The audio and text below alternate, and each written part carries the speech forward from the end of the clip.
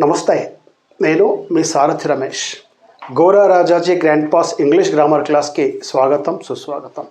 ప్రియమైన విద్యార్థి మిత్రులారా, ఇంతకు మొదలు క్లాస్లో మనము అనాలిసిస్ ఆఫ్ సింపుల్ సెంటెన్స్ చూసామమ్మా. Simple, compound, complex sentences, analysis, synthesis, transformation ఈ టాపిక్ మనం నేర్చుకుంటున్నాము. దాంట్లో సింపుల్ సెంటెన్స్ యొక్క అనాలిసిస్ అయింది ఇంతకుముందు. ఈరోజు కాంపౌండ్ సెంటెన్స్, కాంప్లెక్స్ సెంటెన్స్ వీటి అనాలిసిస్ మనం చూద్దామమ్మా. ఇవి మరి ఏ విధంగా ఉంటాయో. Analysis of compound and complex sentences. Compound అంటే సంయుక్త వాక్యము, కాంప్లెక్స్ అంటే సంక్లిష్ట వాక్యము. వీటి విభజన ఎలా ఉంటుందో చూద్దామమ్మా. Compound sentence. A compound sentence consists of two or more principal or main clauses joined by a coordinating conjunction and it may have one or more subordinate clauses. ఇది ఆంగ్లంలో ఉందమ్మా, రాసుకోండి. తెలుగులో చెబుతాను, అది కూడా రాసుకోండి. సంయుక్త వాక్యం అంటే సంయుక్త వాక్యంలో రెండు మెయిన్ క్లాజెస్ అంటే మెయిన్ సెంటెన్సెస్ అమ్మా. రెండు మెయిన్ క్లాజెస్ ఉంటాయి. ఆ రెండు మెయిన్ క్లాజెస్ కంజంక్షన్తో అవి కలపబడతాయి. అదేవిధంగా కాంపౌండ్ సెంటెన్స్లో ఒకటి లేదా రెండు సబార్డినేట్ క్లాజెస్ కూడా ఉండొచ్చమ్మా, ఉంటాయి. మే హ్యావ్ ఏమన్నారు ఇక్కడ? It may have one or more subordinate clauses. So let's see అమ్మా. మరి ఇప్పుడు దీంట్లో అనాలిసిస్ ఏ విధంగా ఉంటుందో. అయితే ఇంతకుముందు మనం ఏదైతే సింపుల్ సెంటెన్స్ని అనాలిసిస్ చేసామో, విభజించామో, ఆ విధంగా ఈ కాంపౌండ్ సెంటెన్స్ని, కాంప్లెక్స్ సెంటెన్స్ని విభజించే అవసరం లేదమ్మా. జస్ట్ మరి చూద్దాం ఏ విధంగా వీటిని అనాలిసిస్ చేస్తారో. Let's see the compound sentence. The moon was bright and we could see our way. ఇదో కాంపౌండ్ సెంటెన్స్ అమ్మా. ద మూన్ వాస్ బ్రైట్ ఇదొక సెంటెన్సు, ఇదొక క్లాజ్ అమ్మా. ద మూన్ వాస్ బ్రైట్ ఇదొక సెంటెన్సు, ఇది ఇండిపెండెంట్ సెంటెన్సు, దీన్ని main clause అంటామమ్మా. అదేవిధంగా we could see our way ఇది కూడా మెయిన్ క్లాజు, ఇండిపెండెంట్ సెంటెన్స్. ఈ రెండు ఇండిపెండెంట్ సెంటెన్స్లను అండ్ అనే కోఆర్డినేటింగ్ కంజంక్షన్ జాయిన్ చేసిందమ్మా. అండ్తో ఈ రెండు సెంటెన్స్లు కలిసాయి. సపోజ్ దీంట్లో అండ్ లేదనుకోండి, ఇక్కడో ఫుల్ స్టాప్ ఇస్తే ఇదో సెంటెన్సు, మళ్ళీ డబ్ల్యూని క్యాపిటల్ రాస్తే ఇదొక సెంటెన్సు. ఈ విధంగా ఇవి రెండు సెంటెన్సెస్ అమ్మా. ఈ రెండు సెంటెన్సెస్ ఓ కంజంక్షన్స్తో కలపబడ్డాయి. దీన్ని కాంపౌండ్ సెంటెన్స్ అంటామమ్మా. ఇక్కడ బ్రాకెట్లో రాశాను టూ మెయిన్ క్లాజెస్. ఏ రాశాను ఇక్కడ? టూ మెయిన్ క్లాజెస్ అంటే ఈ సెంటెన్స్లో రెండు మెయిన్ క్లాజెస్ ఉన్నాయి. సెకండ్ ఎగ్జాంపుల్ చూద్దామమ్మా. He can speak English but he cannot read రీడ్. ఇక్కడ కూడా టూ మెయిన్ క్లాజెస్ అమ్మా. హీ కెన్ స్పీక్ ఇంగ్లీష్ ఇదొక సెంటెన్స్, ఇదొక clause, main clause, main sentence, independent sentence. He cannot read ఇది కూడా ఓ మెయిన్ క్లాజ్ అమ్మా, ఇండిపెండెంట్ సెంటెన్సు. ఈ రెండు సెంటెన్స్కి బట్ అనే కోఆర్డినేటింగ్ కంజంక్షన్ జాయిన్ చేస్తుందమ్మా. దీంట్లో కూడా టూ మెయిన్ క్లాస్, ఇవి కూడా రెండు మెయిన్ క్లాజెస్ ఉన్నాయమ్మా. He can speak English but he cannot read. Both are independent sentences. Next మూడవదమ్మా. You must study hard or you will fail. ఇక్కడ కూడా రెండు మెయిన్ క్లాస్ ఉన్నాయమ్మా. యు మస్ట్ స్టడీ హార్డ్ నువ్వు కష్టపడి చదవాలి, లేకపోతే యు విల్ ఫెయిల్. చదివితే పాస్ అవుతావు, చదవకపోతే యు విల్ ఫెయిల్ అవుతావు. ఈ యు విల్ ఫెయిల్ ఒక sentence, you must study hard ఇది ఒక సెంటెన్సు. ఈ రెండు సెంటెన్స్లో ఆర్తో కలపబడ్డాయమ్మా. ఇక నాలుగవ సెంటెన్స్ చూద్దాము. I asked him how he fell down but he did not answer. దీంట్లో బ్రాకెట్లో చూడండమ్మా, టూ మెయిన్ క్లాజెస్. ఈ సెంటెన్స్లో రెండు మెయిన్ క్లాజెస్ ఉన్నాయి. అదేవిధంగా వన్ సబార్డినేట్ క్లాజు. దీంట్లో రెండు మెయిన్ క్లాజెస్, ఒక సబార్డినేట్ క్లాజ్ ఉందమ్మా. చూద్దాం మరి మెయిన్ క్లాజ్ ఏంటో. ఐ ఆస్క్డ్ హిమ్ ఇదొక మెయిన్ క్లాజ్ అమ్మా. ఐ ఆస్క్డ్ హిమ్ ఇదొక main clause. I subject, asked verb, him object అమ్మా. ఇక హీ డిడ్ నాట్ ఆన్సర్ ఈ బట్ తర్వాత అయితే హీ డిడ్ నాట్ ఆన్సర్ ఉందమ్మా, ఇది మెయిన్ క్లాజే. ఇది కూడా మెయిన్ క్లాజ్ అమ్మా.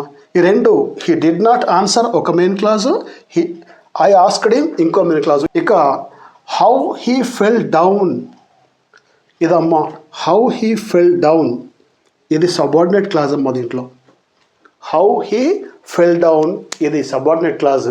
అంటే ఈ క్లాజెస్ ఇక్కడ బట్తో జాయిన్ చేయబడ్డాయి అమ్మ. సో ఈ విధంగా ఓ కాంపౌండ్ సెంటెన్స్ అండ్ కానీ బట్ కానీ ఆర్ కానీ ఇటువంటి కంజంక్షన్స్తో రెండు సెంటెన్సెస్ కలపబడతాయి. దాన్ని మనము కాంపౌండ్ సెంటెన్స్ అంటామమ్మా. ఇది చాలా ఈజీ. కాంపౌండ్ సెంటెన్స్ని జాయిన్ చేయడం చాలా ఈజీ. జస్ట్ ఫుల్ స్టాప్ ప్లేస్లో అండ్ బట్ లేదా ఆర్ యూజ్ చేసామంటే ఇవి కాంపౌండ్ సెంటెన్స్ అవుతాయమ్మా.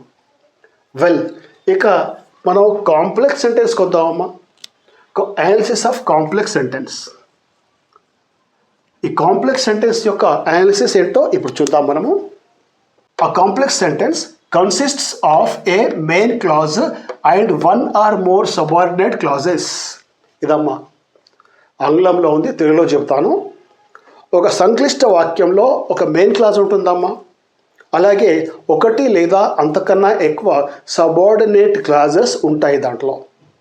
దాన్ని మనము కాంప్లెక్స్ సెంటెన్స్ అంటామమ్మా, సంక్లిష్ట వాక్యము. అయితే ఈ కాంప్లెక్స్ సెంటెన్స్ యొక్క అనాలిసిస్ ఏ విధంగా ఉంటుంది లెట్స్ సీ, చూద్దాం మనం ఇక్కడ. Example, he said that he is honest. Dear friends, అప్పుడప్పుడు మన మిత్రులు కొందరు ఇది చదివేటప్పుడు హానెస్ట్ హా హా అంటారమ్మా. హెచ్ని కూడా ఇక్కడ ప్రొనౌన్స్ చేస్తారు, కానీ ఇక్కడ హెచ్ యొక్క ప్రొనౌన్సియేషన్ సైలెంట్గా ఉంటుందమ్మా. ఆనెస్ట్ అనాలి. ఏమనాలి? Honest. He said that he is honest. Well, మరి దీంట్లో మెయిన్ క్లాజ్ ఏది, సబార్డినేట్ క్లాజ్ ఏది మనం చూద్దామమ్మా. హీ సెడ్ మెయిన్ క్లాజ్ అమ్మా. ఇది హీ సెడ్ అన్నది main clause. That he is honest, that he is honest ఇది సబార్డినేట్ క్లాజ్ అమ్మా. దట్ హీ ఈజ్ ఆనెస్ట్ అనేది సబార్డినేట్ క్లాజు. అయితే ఈ subordinate clause that he is honest, ఈ సబార్డినేట్ క్లాజు మరి ఏ క్లాజ్ అమ్మా? ఇది నౌన్ క్లాజు. ఇది నౌన్ క్లాజు. ఈ నౌన్ క్లాజు ఇక్కడ ఈ సేడ్ అయితే వర్బ్ ఉందో ఈ వర్బ్ యొక్క ఆబ్జెక్ట్గా పనిచేస్తుందమ్మా. He is honest is the noun clause working as the object of the verb said. అంటే he said, he subject, said అనేది verb, but he is honest ఇది ఆబ్జెక్ట్ అమ్మా. వెల్, బహుశా అర్థమైంది అనుకుంటాను. ఒకవేళ అర్థం కాకపోతే ఎవరైతే ఈ వీడియోని ఫస్ట్ టైం చూస్తున్నారో వారు దయచేసి ప్లేలిస్ట్కి వెళ్ళి ప్లేలిస్ట్లో మనం ఇంతకుముందు క్లాజెస్ నేర్చుకున్నామమ్మా, ఉపవాక్యము. ఆ క్లాజెస్ చూడండి. దాంట్లో నౌన్ క్లాజ్ అంటే ఏంటి, అడ్జెక్టివ్ క్లాజ్ అంటే ఏంటి, అడ్వర్బ్ క్లాజ్ అంటే ఏంటి, అవి మనం డీటెయిల్డ్గా నేర్చుకున్నామమ్మా. ఆ క్లాజెస్ యొక్క ఆ వీడియో చూడండి అమ్మా, మీకు ఇంకా అర్థమవుతుంది. సో ఈ సెంటెన్స్లో he said main clause, that he's honest ఈ సబార్డినేట్ క్లాజు. ఈ సబార్డినేట్ క్లాజ్ నౌన్ క్లాజ్ అమ్మా. ఇది సేడ్ ఏదైతే వర్బ్ ఉందో దానికి ఆబ్జెక్ట్గా పనిచేస్తుంది. ఇక రెండవ sentence చూద్దామమ్మా. He is the man whom we saw yesterday. He is the man whom we saw yesterday. ఇక మరి దీంట్లో మెయిన్ క్లాజ్ ఏది, సబార్డినేట్ క్లాజ్ ఏది అది కూడా చూద్దామమ్మా. He is the man main clause, whom we saw yesterday ఇది subordinate clause అమ్మా. He is the man ఇది main clause, whom we saw yesterday అనేది సబార్డినేట్ క్లాజు. అయితే ఈ సబార్డినేట్ క్లాసు అతనే ఆ వ్యక్తి, హీ ఈజ్ ద మ్యాన్, అతనే ఆ వ్యక్తి ఎవరినైతే మనం నిన్న చూసామో హూమ్ వి సా యెస్టర్డే ఇది అడ్జెక్టివ్ క్లాజ్ అమ్మా. ఇదే క్లాజ్, ఇది adjective clause. Subordinate clause bracket రాశాను, adjective clause qualifying the noun man. Qualifying the noun man.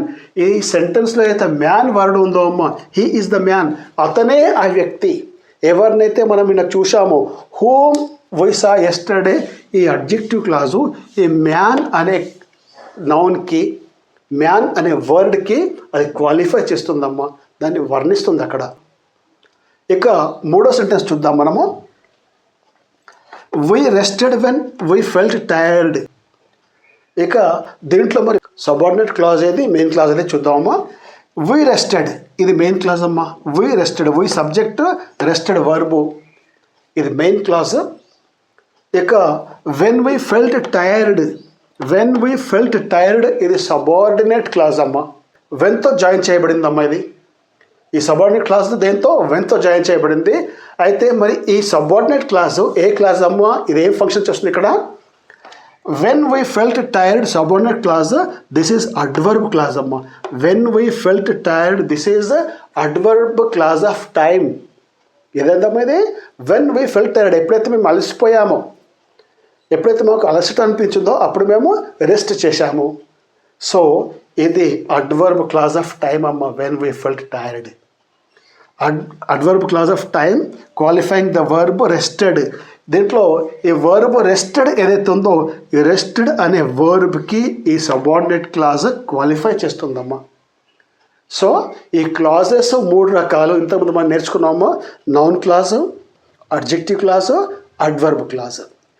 ఈ 3 క్లాజెస్ మనం నేర్చుకున్నాము. సో మళ్ళీ ఒకసారి క్లాజెస్ వీడియో చూడండి అమ్మా. మళ్ళీ ఈ వీడియో చూడండి, అప్పుడు మీకు అర్థమవుతుంది. అంటే కాంప్లెక్స్ సెంటెన్స్ని అనాలిసిస్ చేయడం కొంచెం కష్టం అమ్మా. ఎంతవరకు కష్టం? ఎంతవరకు అయితే మీకు క్లాజెస్ రావో అంతవరకే కష్టం. ఒకవేళ మీకు క్లాజెస్ వచ్చాయనుకోండి చాలా ఈజీ, దీనంతా ఈజీ ఇంకేది లేదమ్మా. కాకపోతే మీకు ఏం రావాలి? ఇక్కడ కింద నోట్ రాసాం చూడండి అమ్మా. Note: to analyze a complex sentence, students must learn the clauses in detail. ఏ రాశా? To analyse a complex sentence. ఒక కాంప్లెక్స్ సెంటెన్స్ని అనాలిసిస్ చేయడానికి విద్యార్థులు క్లాజెస్ని తప్పకుండా చదవాలి. Must read. ఏ రాశాము ఇక్కడ? మస్ట్ లెర్న్ అని రాశాను ఇక్కడ. తప్పకుండా నేర్చుకోవాలి. ఏ నేర్చుకోవాలి? ద క్లాజెస్ని నేర్చుకోవాలి. క్లాజెస్ వస్తేనే కాంప్లెక్స్ సెంటెన్స్ అనలైజ్ చేయవచ్చు. క్లాజెస్ రాకపోతే ఈ సెంటెన్స్ అనలైజ్ చేయడం చాలా కష్టమమ్మా. సో విద్యార్థి మిత్రులారా, అర్థమైంది అనుకుంటాను. ఒకవేళ అర్థం కాకపోతే ఈ వీడియోని, క్లాజెస్ వీడియోని 1 కాదమ్మా 2 సార్లు చూడండి, 3 సార్లు చూడండి, తప్పకుండా అర్థమవుతుంది. అంతకీ మీకు అర్థం కాలేదనుకోండి, అయితే కామెంట్ బాక్స్లో మీ డౌట్ని నాకు పెట్టండి అమ్మా. నేను తప్పకుండా మీ డౌట్స్కి ఆన్సర్ ఇస్తాను. సో విద్యార్థి మిత్రులారా, ఈ క్లాస్తో మనం ఇక్కడ ఆగుతామమ్మా. నెక్స్ట్ క్లాస్లో ఇంకో టాపిక్తో మళ్ళీ మనం కలుద్దాం. అంతవరకు all the best, take care.